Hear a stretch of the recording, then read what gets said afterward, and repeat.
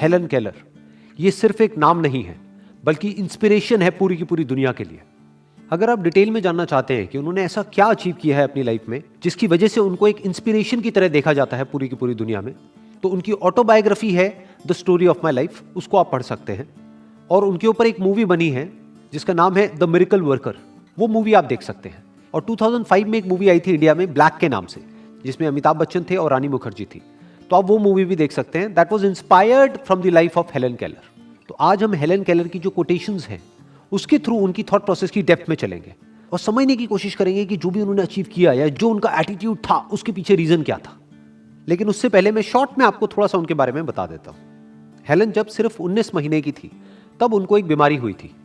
उस बीमारी को प्रॉपर्ली कोई डायग्नोज नहीं कर पाए डॉक्टर्स, लेकिन उसकी वजह से वो पूरी तरह से डेफ ब्लाइंड हो गई, यानी कि ना वो सुन सकती थी ना वो देख सकती थी। उसके बाद उनके घर वालों ने बहुत कोशिश करी कि किसी तरीके से कि उनकी देखने की और सुनने की शक्ति वापस आ जाए। वो बहुत डॉक्टर्स के पास गए, बहुत जगह गए, लेकिन कुछ नहीं हुआ। जब हेलन 6 साल की थी तब उनके कांटेक्ट में आई उनकी टीचर, जिसके बाद उनकी लाइफ पूरी तरीके से चेंज हो गई। इनफैक्ट जितना रोल हेलन का है उनकी सक्सेस में या उनकी अचीवमेंट्स में, उनसे बड़ा रोल उनकी टीचर का है। ये जो नेवर गिव अप एटीट्यूड था एक्चुअल में वो एन सेल्वन का था। जो सबसे बड़ा चैलेंज था हेलन के लिए और एन के लिए वो ये था कि किस तरीके से उनको वर्ड्स का मीनिंग समझाया जाए। वर्ड सिखाना इतना बड़ा चैलेंज नहीं था, उस वर्ड का किस ऑब्जेक्ट से रिलेशन है ये समझाना वाज नेक्स्ट टू इम्पॉसिबल, क्योंकि वो सुन नहीं सकती, वो देख नहीं सकती। तो अब कैसे उनको ये बताया जाए कि ये जो आपके हाथ पे जो टच हो रहा है इसको पानी कहते हैं, इसको वाटर कहते हैं। That was the biggest challenge. तो वो जब आप मूवी देखेंगे तो आपको ज़्यादा अच्छे से आइडिया लगेगा कि ये कैसे हुआ, ये मिरेकल कैसे हो पाया। लेकिन उस मूवी में एक बड़ा इंटरेस्टिंग पॉइंट आता है जहाँ पर जा करके जो एन है यानी कि उनकी टीचर, हेलन की टीचर, वो हेलन की मदर को बोलती हैं कि मेरा सबसे बड़ा चैलेंज यही है कि किस तरीके से मैं इनको कम्युनिकेट करूँ, किस तरह से हेलन को बताऊँ कि इस वर्ड का मतलब ये होता है कि ये टेबल है, ये चेयर है, कैसे बताऊँ, ये मेरा सबसे बड़ा चैलेंज है। तो उनकी मदर ने उनसे पूछा टीचर से, तो फिर आप ये कैसे करोगे? तो उनकी टीचर ने जवाब दिया कि मुझे नहीं पता कि ये कैसे होगा, लेकिन बिल्कुल ऐसे ही होगा जैसे कि एक पंछी होता है, एक मूवमेंट आता है उसकी लाइफ में जब वो उड़ जाता है, ऐसे ही हेलन की लाइफ में एक मूवमेंट आएगा। वो कब आएगा कोई नहीं बता सकता, लेकिन एक मूवमेंट आएगा जब ये क्लिक हो जाएगा हेलन को कि इस वर्ड का मतलब ये होता है। And this was the actual miracle. और जो पहला वर्ड उनके मुंह से बाहर निकला था वो था वाटर। उसके बाद में उन्होंने कभी भी पीछे मुड़ के नहीं देखा।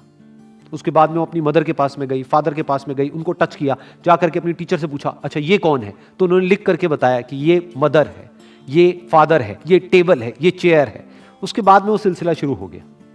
इनफैक्ट ये जो स्टोरी है ये सिर्फ हेलन की नहीं है, ये हेलन और एन की स्टोरी है, क्योंकि मरते दम तक एन ने हेलन का साथ नहीं छोड़ा। तो ये सिर्फ एक टीचर और स्टूडेंट की रिलेशनशिप नहीं है, ये एक दोस्ती की कहानी है, कंपेनियनशिप की कहानी है। तो इस कहानी से सिर्फ हम ये नहीं सीख सकते कि ये इम्पॉसिबल कुछ भी नहीं है इस दुनिया में, हम ये भी सीख सकते हैं कि एक रिलेशनशिप क्या होती है, कि अगर दो लोग साथ में आ जाए जिनकी अपनी अलग अलग पावर्स हो तो वो दोनों मिल करके किस तरीके से मिरेकल्स कर सकते हैं। तो हेलन उसके बाद में सीखती चली गई वर्ड्स, वर्ड से बने सेंटेंसेस, सेंटेंसेस से फिर ग्रामर, फिर उसके बाद में लिप्स को टच करके और थ्रोट को टच करके वो बोलना भी सीख गई। और वो दुनिया की पहली ऐसी इंसान बनी जो कि डेफ ब्लाइंड होने के बावजूद भी उन्होंने अपनी ग्रेजुएशन कंप्लीट करी बैचलर ऑफ आर्ट्स में। लेकिन वो यहाँ नहीं रुकी, ये सिर्फ एक शुरुआत थी। तो ना सिर्फ उन्होंने पढ़ा और बोलना शुरू किया, उन्होंने लिखना भी शुरू कर दिया। उन्होंने कई बुक्स लिखी, जिसमें से सबसे पॉपुलर उनकी जो बुक है वो है the story of my life, जो उनकी ऑटोबायोग्राफी है। और सिर्फ इतना ही नहीं, पूरे वर्ल्ड में उन्होंने ट्रैवल किया as a lecturer. So she was not just a graduate but also an author and a lecturer. ये थी उनकी अचीवमेंट। और कौन है ये इंसान जो कि ना देख सकती है ना सुन सकती है बचपन से ही? तो इस इम्पॉसिबल काम को इन दोनों ने मिलके, हेलन ने और एन ने मिल करके कैसे पॉसिबल किया, ये अगर आप और डिटेल में जानना चाहते हैं तो आई स्ट्रांगली रिकमेंड यू कि एक बार ये मूवी जरूर देखो आप, द मिरेकल वर्कर।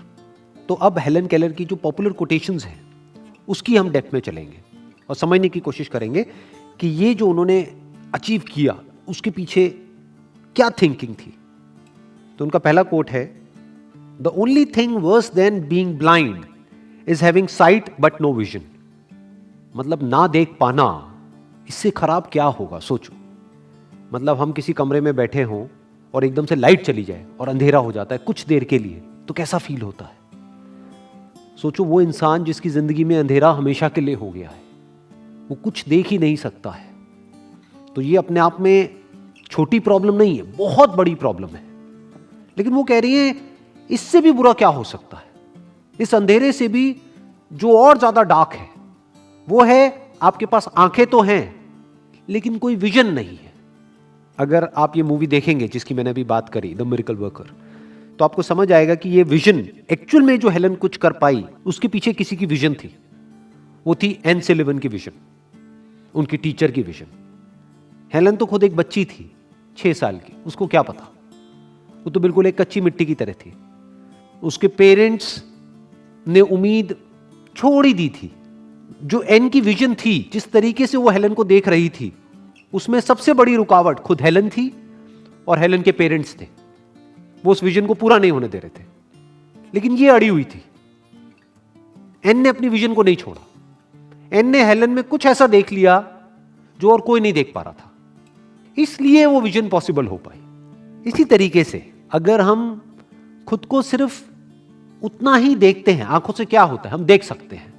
क्या देखेंगे शीशे में, हमको क्या दिखेगा, हमको एक बॉडी दिखेगी। अरे तो बॉडी तो जानवरों की भी है, बॉडी तो सबकी है।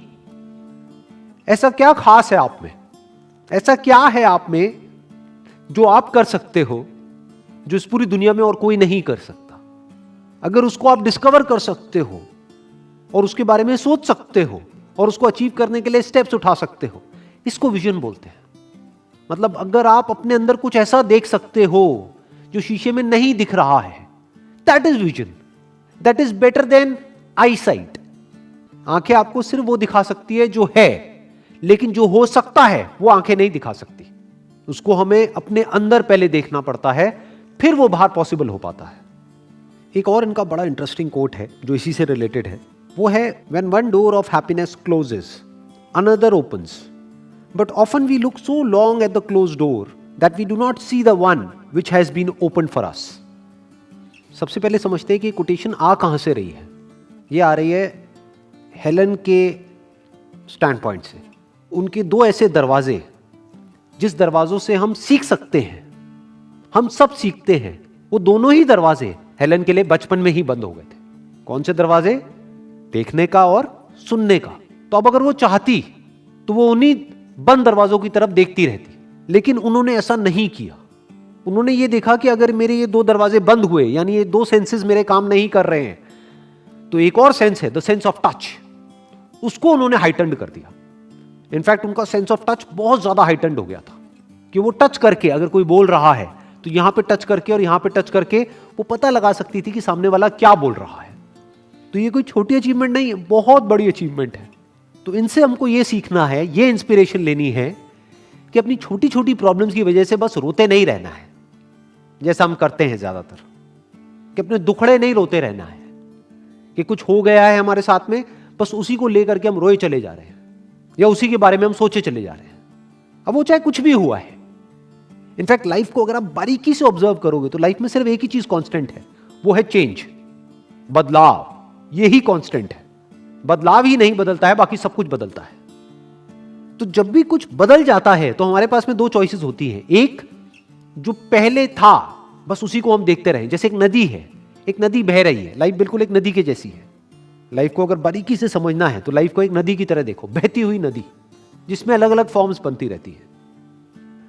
2 लहरें होती हैं, आपस में मिल जाती हैं, बिछड़ जाती हैं, बुलबुले बन जाते हैं, मिट जाते हैं। ये सब चलता रहता है उस नदी में। तो हमारे पास में 2 ऑप्शंस होते हैं जब हम बैठ करके उस नदी को देख रहे हैं। एक कि जो था बस उसी के बारे में हम बैठे बैठे सोचते रहे कि वो कितना सुंदर बुलबुला था, मुझे उसको देख करके बहुत खुशी होती थी। अब देखो वो फट गया है, वो मर गया है। अरे भाई कुछ मरता नहीं है। अगर बारीकी से ऑब्जर्व करोगे नदी में, क्या बुलबुला मर गया है? क्या बन गया है? वो पानी। बुलबुला बनने से पहले वो क्या था? पानी। जिस वक्त बुलबुला था उस वक्त क्या था? पानी। तो क्या बन रहा है, क्या मिट रहा है? कुछ भी नहीं, सिर्फ बदल रहा है। यही प्रकृति का नियम है। जब भी कुछ बदलता है तो कुछ मरता है, तभी कुछ पैदा होता है। जब हमारे अंदर कुछ मर जाता है तभी तो कुछ नया पैदा होता है। तो रोना क्यों है कि वो मर गया है? अरे कुछ नया भी तो पैदा हुआ है उसके साथ में, उसको तो देखो। और लाइफ को अगर आप और बारीकी से ऑब्जर्व करोगे तो आप देखोगे we are living in the field of infinite possibilities. Life में क्या क्या हो सकता है उसकी कोई लिमिट नहीं है। आप क्या क्या कर सकते हो उसकी कोई लिमिट नहीं है। इसका मतलब क्या है कि बंद दरवाजे तो लिमिटेड हैं, लेकिन जो खुले हुए दरवाजे हैं वो अनलिमिटेड है, वो इन्फिनिट है। सिर्फ कुछ दरवाजे बंद होते हैं, लेकिन हर मोमेंट में अनलिमिटेड दरवाजे खुले रहते हैं हमेशा। बस हमारी नजर वहां पर नहीं जाती है क्योंकि हम बंद के बारे में ही सोचते रहते हैं। तो ये कहा जा रहा है कि जो रास्ता बंद हो गया है उधर मत देखते रहो, जो रास्ते खुले हुए हैं उधर देखो और आगे बढ़ो। Next quote is never bend your head, hold it high, look the world straight in the eye. दुनिया की आंख में आंख मिला करके बात करने का दम होना चाहिए आपके अंदर। इसका मतलब क्या है? इसका मतलब यह है कि खुद को किसी से भी कम मत समझो। इसका मतलब यह नहीं है कि खुद को दूसरे से ज्यादा समझो। मुझे पता है जैसे मैं ये लाइन बोलूंगा कि खुद को किसी से कम मत समझो, आपकी ईगो को बड़ा मजा आएगा सुन करके। आप कहोगे अरे वाह, इसका मतलब मैं तो ये मैं तो वो। नहीं, ये नहीं कहा जा रहा है। ये कहा जा रहा है खुद को किसी से कम मत समझो। तो आप ना किसी से कम हो ना किसी से ज्यादा हो। कुछ आपकी वीकनेसेस हैं जो सामने वाले की स्ट्रेंथ हो सकती है, कुछ सामने वाले की वीकनेसेस हैं जो आपकी स्ट्रेंथ हो सकती है। सिर्फ अपनी वीकनेसेस को सामने वाले की स्ट्रेंथ से क्यों कंपेयर कर रहे हो? इनफैक्ट कंपेयर ही क्यों कर रहे हो? अपनी स्ट्रेंथ्स की तरफ देखो ना। ये देखो ना कि आप क्या कर सकते हो, ये नहीं कि क्या आप नहीं कर सकते। ये मत देखो कि आपके पास में क्या नहीं है, ये देखो कि क्या है और क्या हो सकता है। Most important. तो डरो मत, इस दुनिया से डरो मत, क्योंकि जो डरता है उसको ये दुनिया और डराती है, जो दबता है उसको और दबाती है, जो अपने आप को इंफीरियर समझता है उसको और ये रियलाइज कराया जाता है कि वो इंफीरियर है, जो दबता है उसको इतना दबा दिया जाता है कि उसको आगे बढ़ने का मौका तक नहीं मिलता है। तो always look at this world straight in the I, not with arrogance. इसलिए नहीं कि मैं तो ये मैं तो वो तो नहीं, ना मैं आपसे कम ना मैं आपसे ज्यादा। और सबसे इंटरेस्टिंग बात पता है क्या है इस कोटेशन की? कि ये देखो, ये कोटेशन आ कहां से रही है। वो जो खुद देख नहीं सकती, वो ये कह रही है कि अगर आप नहीं भी देख सकते तब भी दुनिया की आंख में आंख डाल करके बात करो। अगर आप नहीं देख सकते तो इसका मतलब ये नहीं है कि आप सामने वाले से कम हो। इसी तरह से अगर आपके पास में कुछ ऐसा नहीं है जो सामने वाले के पास में है, तो इसका मतलब ये नहीं है कि आप सामने वाले से कम हो। तो कॉन्फिडेंस से देखो उसको। तो जो भी कुछ इन्होंने कहा है या जो भी कुछ इन्होंने किया है अपनी पूरी लाइफ में, अगर उस सबको सम अप करना हो एक लाइन के अंदर अंदर, तो वो क्या है कि कभी भी सर झुका के मत जियो, चाहे कुछ भी हो जाए। सर झुका के मत जियो, सर उठा के जियो। Wish you all the very best. Thank you so much.